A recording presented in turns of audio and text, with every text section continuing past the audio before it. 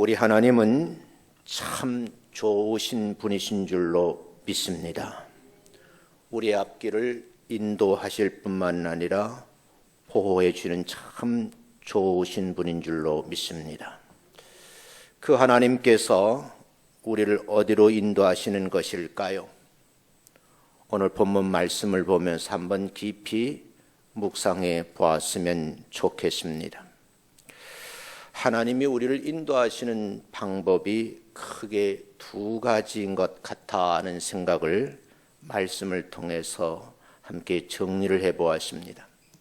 그 첫 번째는 우리를 푸른 초장 맑은 물가로 인도하실 때가 있다는 거예요. 두 번째는요, 정말 험한 길인데 가시밭길 같은 겟세마네 동산으로 인도하실 때도 있다는 거예요. 오늘 본문 말씀에 보면 하나님의 선지자 엘리야가 극한 상황 속에서도 하나님의 말씀대로 바른 말을 하지요. 그 결과 그리 시냇가로 인도함을 받습니다. 그렇다고 해서 엘리야에게 어떤 청사진을 보여주신 것도 아니에요. 하나님의 첫 번째 주신 명령은 그리 시냇가로 가거라 하는 명령입니다. 근데 이 말씀을 듣고 선지자는 순종했다는 거예요. 순종하고 나서 보니까 얼마 후에 시냇가에 물이 마르게 되었고 마실 물이 없게 되었다는 겁니다.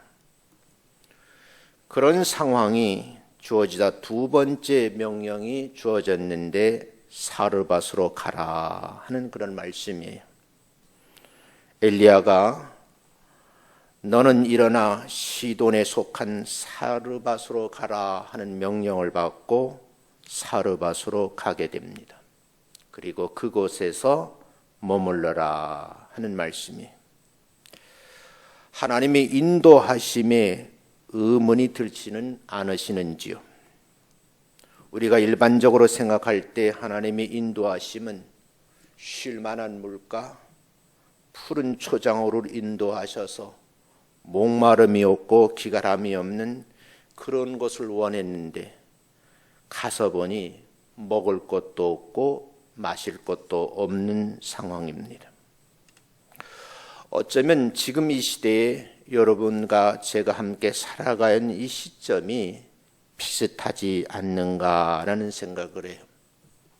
지난주에도 사업을 하시는 분을 만나봤는데 그분이 제게 하는 말 그대로 악센트를 주면서 정말 어렵다 그러더라고요. 6개월 정도는 그저 버텼는데 언제 끝날지도 모르는 이 난리통에 내가 버틸 수 있을까 의문이 든다고 하면서 목사님, 하나님이 우리를 어떻게 인도하실까요? 그런 물음 앞에 본문 말씀을 생각해 보았습니다.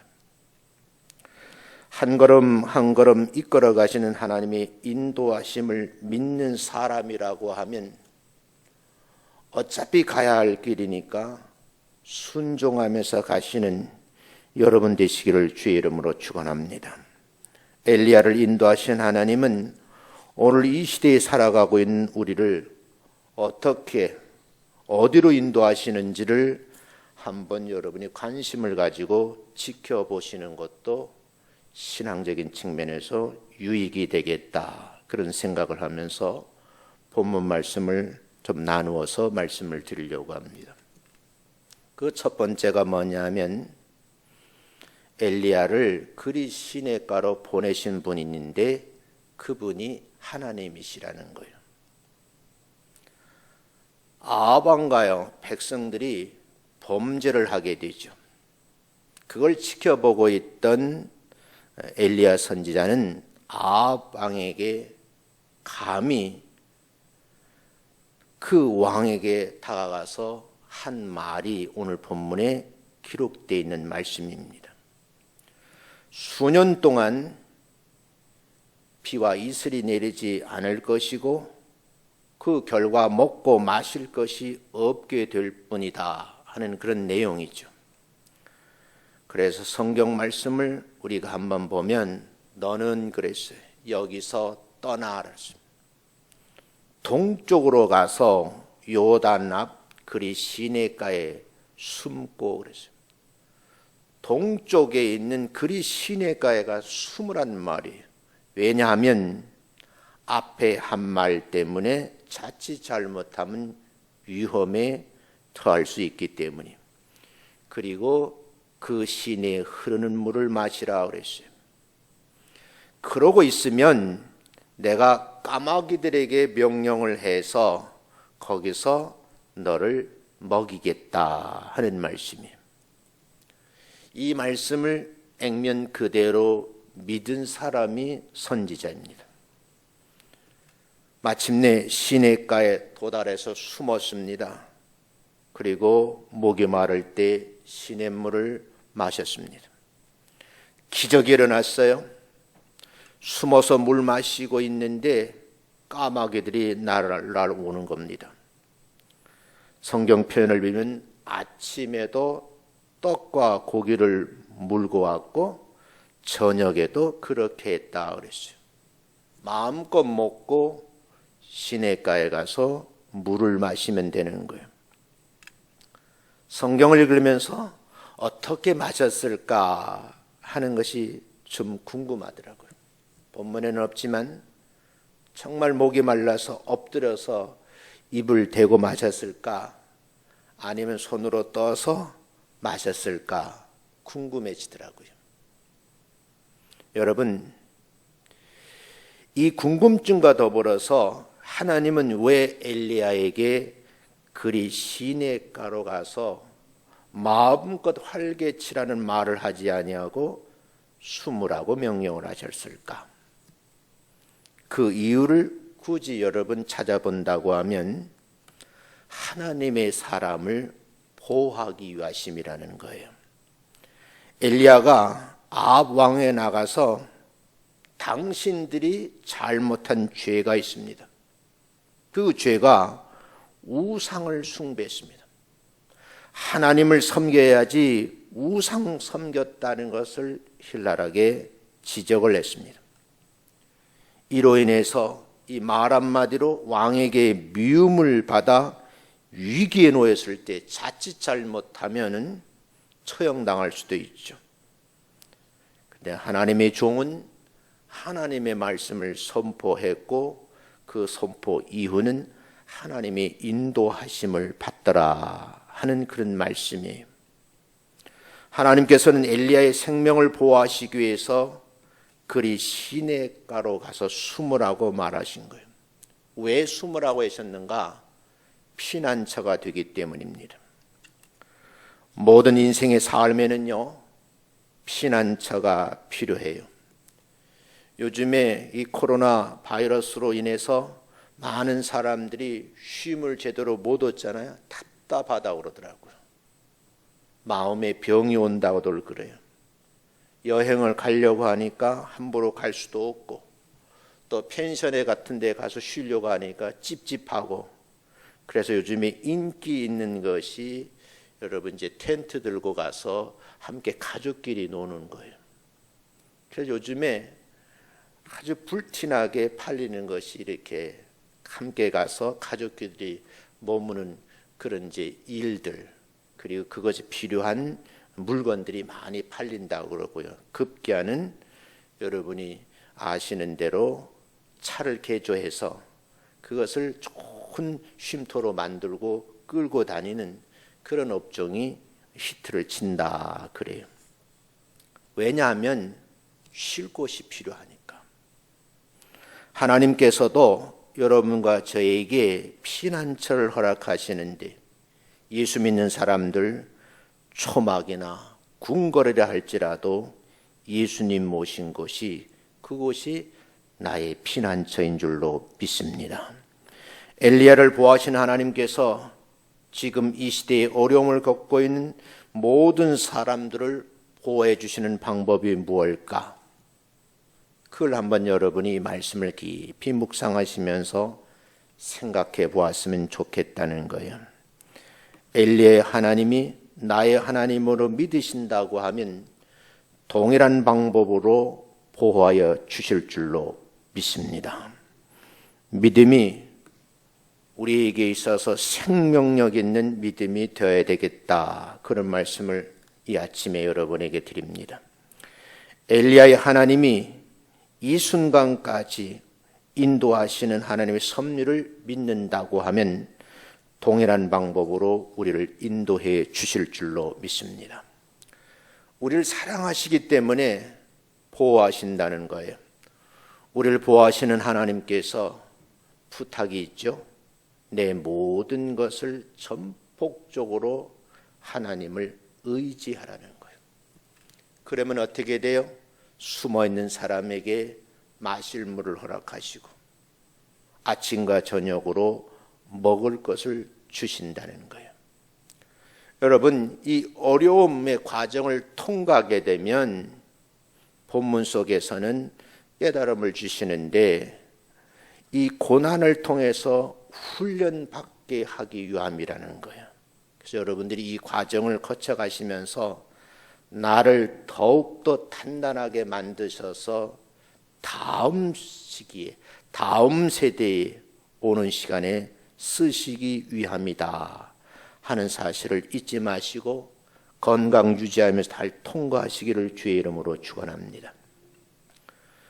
군인을 만들려고 하면요, 훈련을 시켜요. 그래야 군인다워지거든요.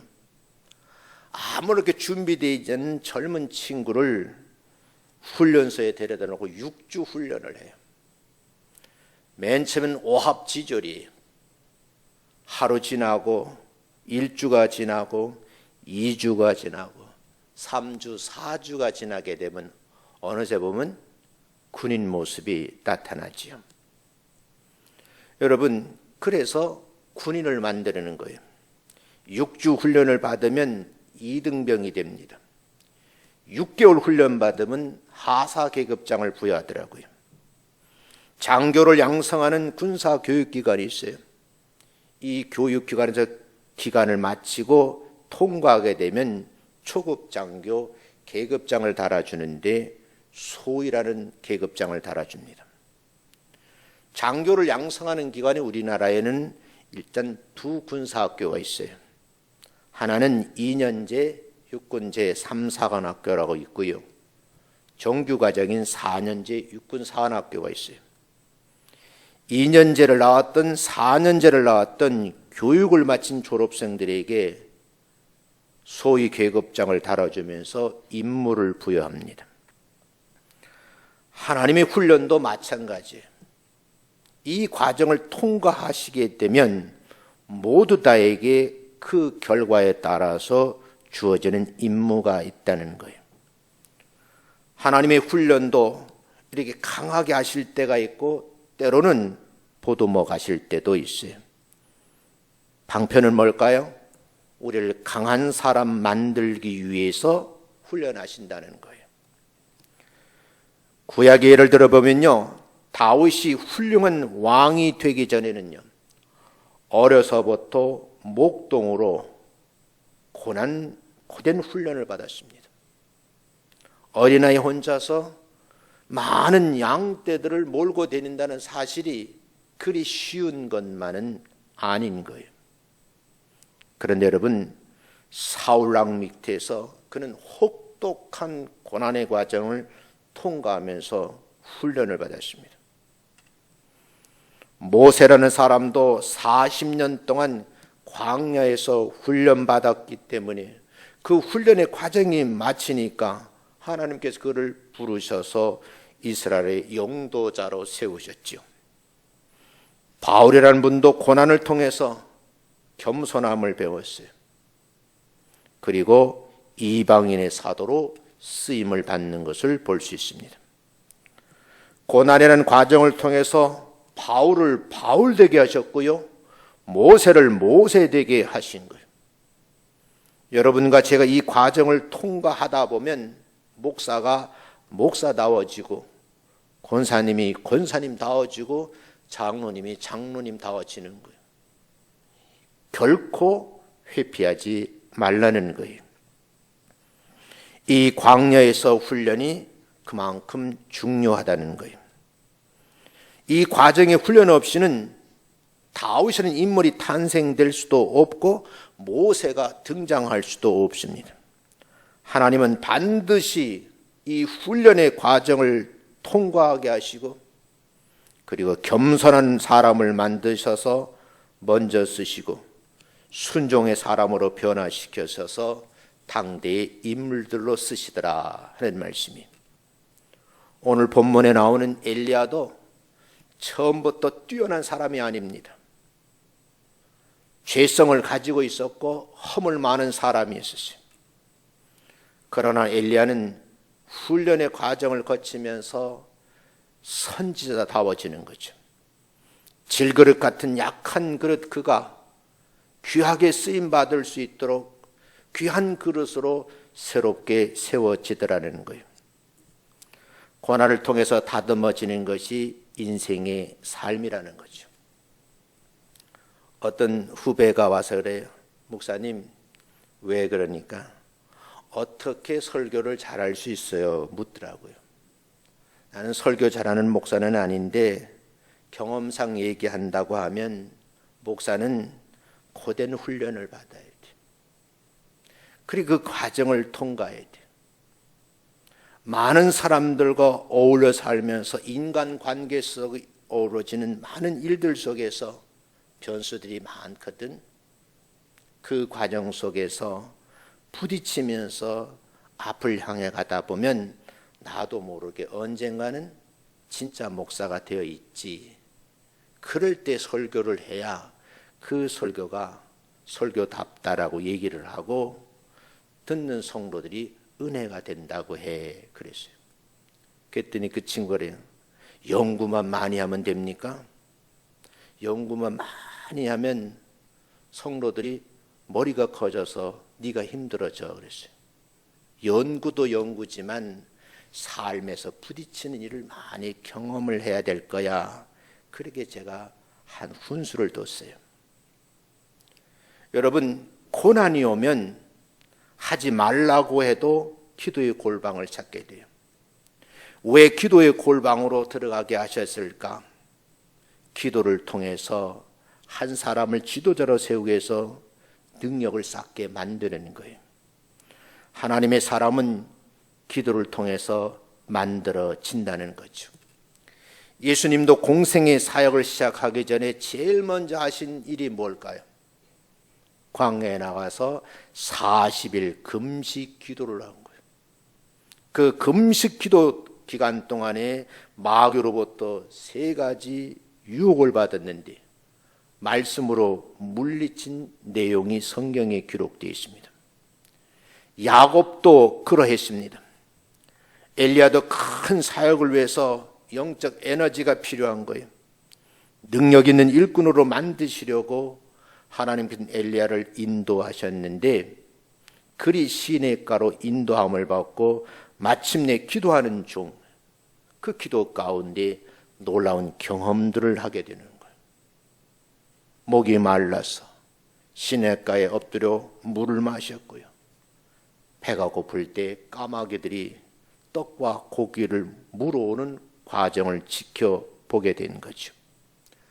만약에 그리 시냇가에 가지 않고 다른 곳에 있었다고 하면, 그 말씀에 순종하지 않았다고 하면 동일한 기적은 체험할 수가 없었다는 거죠. 이런 경험을 통해서 엘리야를 하나님 크게 쓰시는데 능력이 많은 종으로 선자로 쓰시더라는 거죠. 그리 시냇가에서는 우리가요 배울 점이 있어요. 절망적인 상황이거든요. 엘리야의 능력은요 전적으로 하나님께서 그 과정 속에서 만들어 주신 거예요. 그래서 엘리야는 엎드려 기도를 했습니다. 능력 있는 주의 일꾼이 되기를 원하시는지요? 일꾼이 되기를 원한다고 하면 허물어진 기도의 제단을 수축하라는 거예요. 저는 새벽 기도할 때마다 새벽 기도에 나오시는 성도님들이 그렇게 고마워요. 만약에 이분들이 안 나오면 나 혼자 외롭게 혼자 기도할 것 아니겠어요? 같이 기도할 수 있다는 분들이 있는 것이 내게는 그렇게 힘이 되는 거죠. 그럼 왜 기도해야 되는가? 그 물음에 답은 이렇습니다. 부족하기 때문에 기도하는 거예요. 기도하지 아니하면 하나님께서 지은 십자가를 짊어질 수도 없고 목적지를 갈 수도 없어요. 때로는요, 주님께서 우리에게 이루시고자 하는 뜻을 성취할 수가 없다는 겁니다. 하나님은 지금도 우리들을 그리 시냇가로 인도하신다고 믿으시면 여러분이 순종하시면서 따라가시면 동일한 기적을 체험하게 될 줄로 믿습니다. 두 번째는요, 다시 엘리야를 부르셨는데 사르밧 동네로 보내셨어요. 땅에 비가 내리지 아니하므로 시간이 흐르니까 시내가 마르잖아요. 마실 물이 없는 거예요. 그때쯤 하나님은 다시 엘리야에게 말씀을 하신 거예요. 그 말씀이 성경에 이렇게 기록되어 있습니다. 읽어보겠습니다. 시작. 너는 일어나 시돈에 속한 사르밧으로 가서 거기서 머물라. 내가 그곳 과부에게 명령하여 내게 음식을 주게 하였느니라. 여러분, 마실 물이 없고 먹을 것이 없는 상황이 되니까 다시 엘리야를 시돈에 속해 있는 사르밧 동네로 가라고 말씀을 하신 거예요. 가야 될까 말아야 될까? 갈 수밖에 없는 상황이에요. 그리고 그곳에서 머물라고 말씀을 하시는데 그 다음 말씀이 여러분 다가오는 말씀인데 내가 그곳에 혼자 살고 있는 한 여인이 있는데 그 여인에게 명령을 해놨다. 그리고 너에게 음식을 주게 해놨다는 거예요.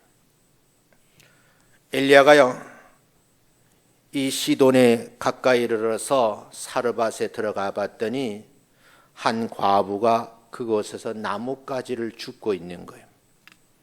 그래서 이 여인을 부릅니다. 이 여인에게 하는 말, 내가 당신에게 청할 것이 있습니다. 먼 길을 왔기 때문에 그릇에다가 물을 담아다가 내게 주시면 좋겠습니다 하는 건 청을 했습니다. 그랬더니 이 여인이 물을 가지러 가려고 일어서려고 하는데 그때 다시 부르는 거예요. 청하건대 내 손에 떡 한 조각을 내게로 가져오라고 부탁을 했어요.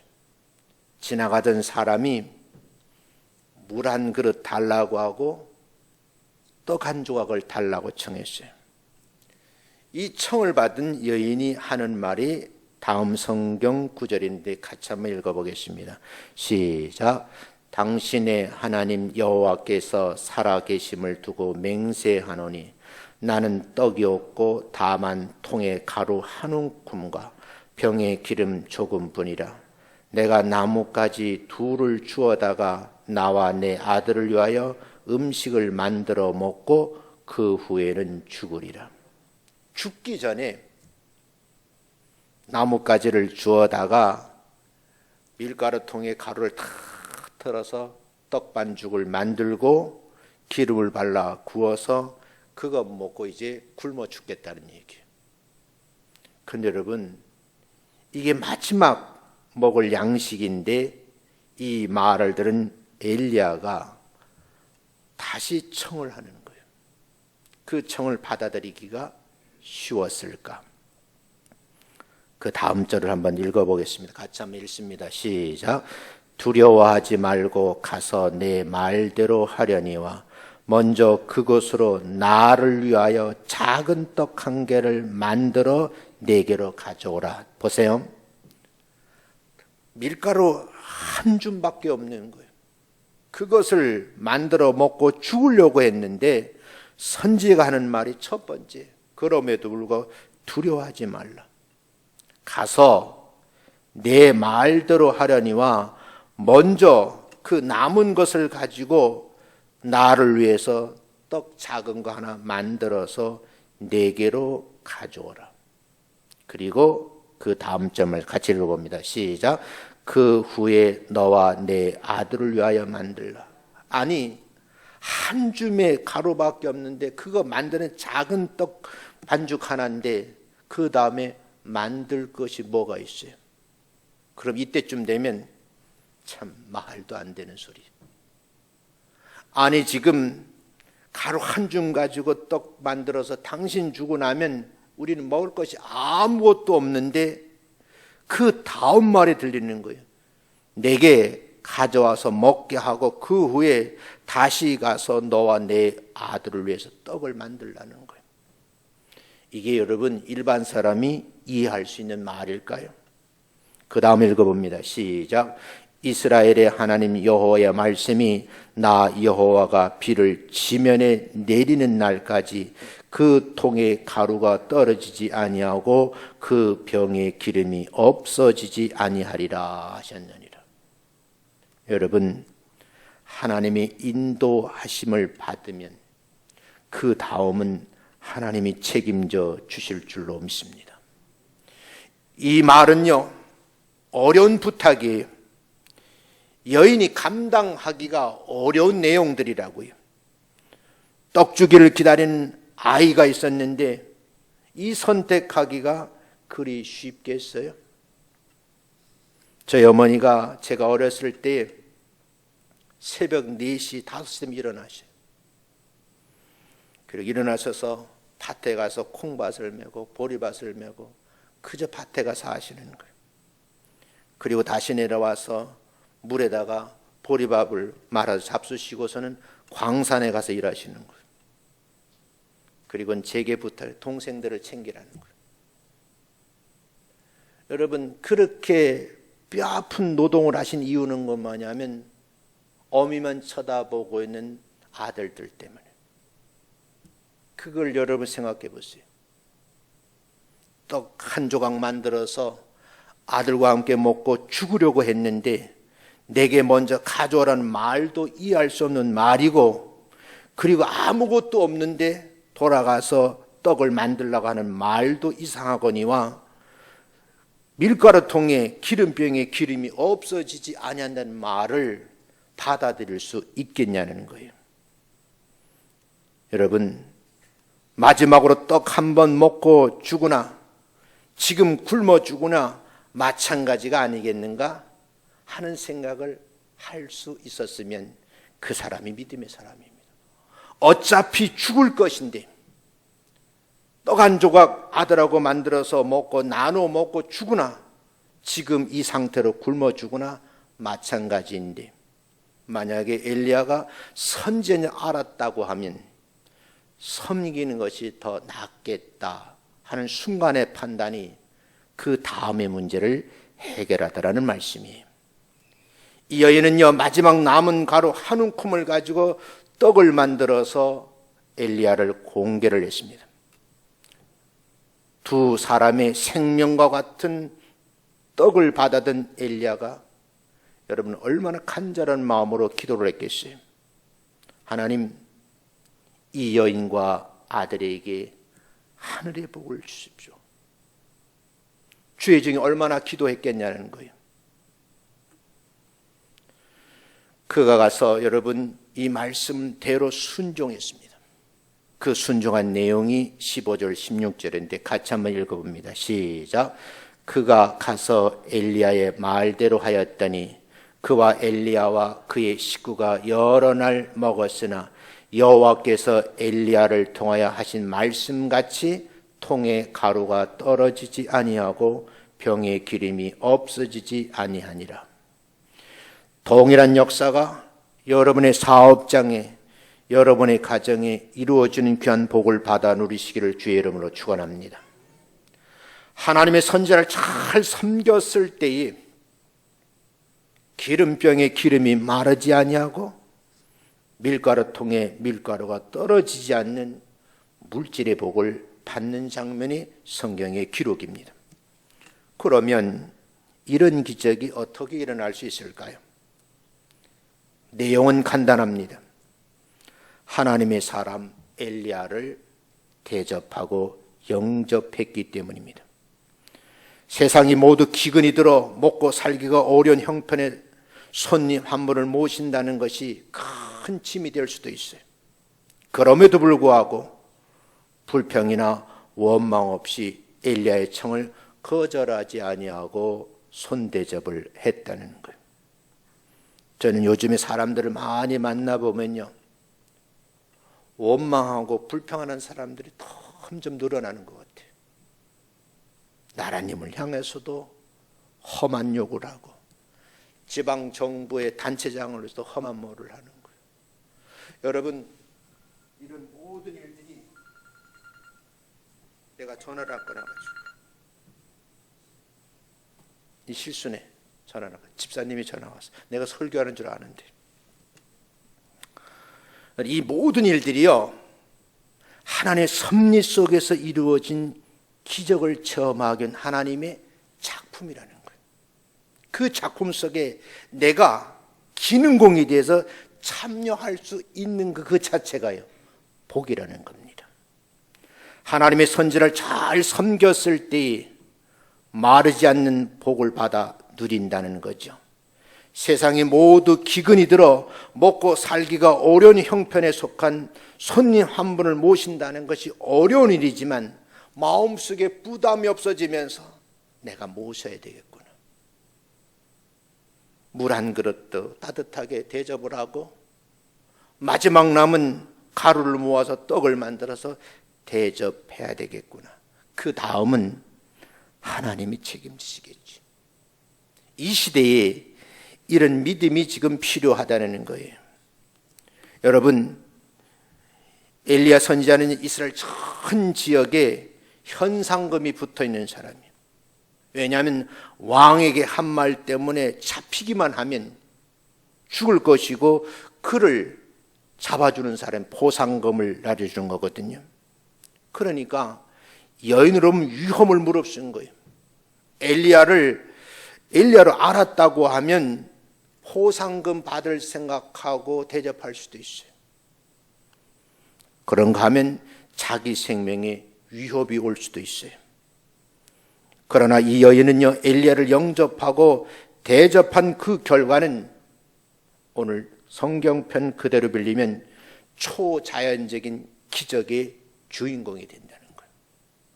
저는 여러분의 감히 말씀을 드릴 수 있어요. 과거에도 그렇고 지금도 하나님의 놀라운 초자연적인 방법, 기적은 일어나는 줄로 믿습니다. 왜냐? 약속의 말씀을 믿었기 때문입니다. 엘리야 선지자가 마지막 떡밖에 만들 수 없는 가루와 기름으로 내게 달라고 요청을 했을 때 그 청에 여러분 답을 할 수 있는 사람이 지금 이 시대에 몇 분이나 계실까 하는 것이 저의 물음표예요. 성경 한 군데 더 보겠습니다. 그 다음 절 시작.